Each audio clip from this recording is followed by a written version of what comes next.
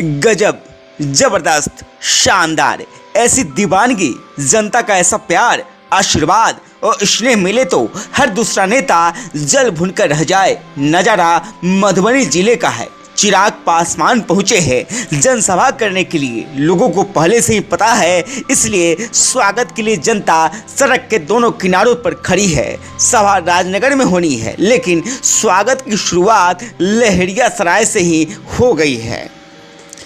लहरियासराय से सभा स्थल पर पहुंचने में ही घंटों लग गए हैं। चिराग रामपट्टी राजघाट मैदान पहुंच चुके हैं। जनता दीवानी हुई जा रही है। गजब की भीड़ है। मैदान में पैर रखने की भी जगह नहीं। बीच बीच में नारे लग रहे हैं, हमारा नेता कैसा हो, चिराग पासवान जैसा हो, बिहार का सीएम कैसा हो, चिराग पासवान जैसा हो।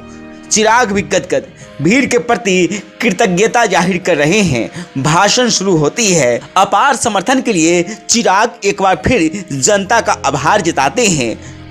फिर शुरू होती है कहानी बिहार के विजन की, बिहार को विकसित बनाने की, हर हाथ को बिहार में ही रोजगार दिलाने की, बिहार से अपराध खत्म कर राम राज्य लाने की। चिराग कहते हैं, जनता साथ है, इसलिए सिर पर कफन बांधकर निकला हूँ। बिहार को विकसित राज्य बनाकर ही चैन की सांसें लूँगा। जनता चिराग की इन बातों पर तालियां बजाती है। फिर चिराग कहते हैं, आज़ादी के बाद से ही बिहार में सबसे अधिक समय तक शासन करने वाले कांग्रेस, राजद, जदयू ने बिहार को बर्बाद कर रख दिया। बिहार में आज भी भ्रष्टाचार, अपराध का बोलबाला है।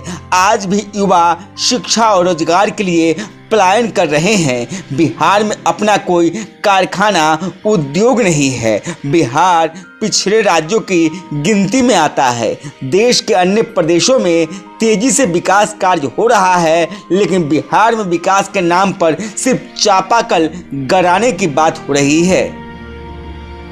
बिहार को अन्य राज्यों में गाली दी जा रही है। इससे बिहार की सरकार को कोई फर्क नहीं पड़ता है।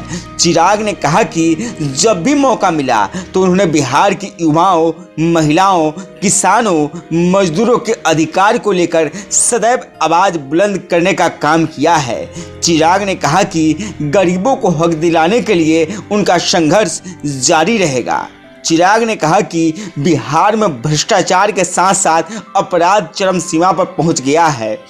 बिहार के किसी भी कार्यालय में बगैर घूस कोई भी काम नहीं हो रहा है।